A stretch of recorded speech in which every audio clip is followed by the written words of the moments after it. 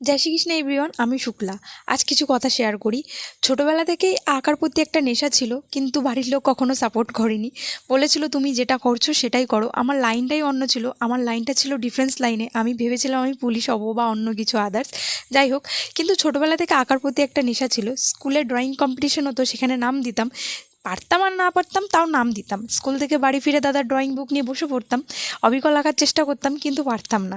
যাই হোক, তো এত বড় আলপনাটা দেওয়া সম্ভব হয়েছে আমার বোনের জন্য। আমার বোন আমাকে অনেকটা সাপোর্ট করেছে এই আলপনাটা দেওয়ার জন্য। আর সবথেকে বেশি আমার উপর ভরসা করেছে প্রাপ্তিদি, যে বলেছে যে তার কাজটা আমি করব। আর এতটা ভরসা করার জন্য তোমাকে অনেক অসংখ্য ধন্যবাদ।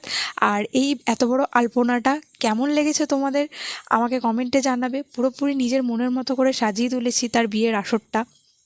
যাই হোক, তোমাদের যদি ভালো লেগে থাকে তাহলে আমাকে কমেন্টে জানাবে। আর ততক্ষণের জন্য টাটা, বাই।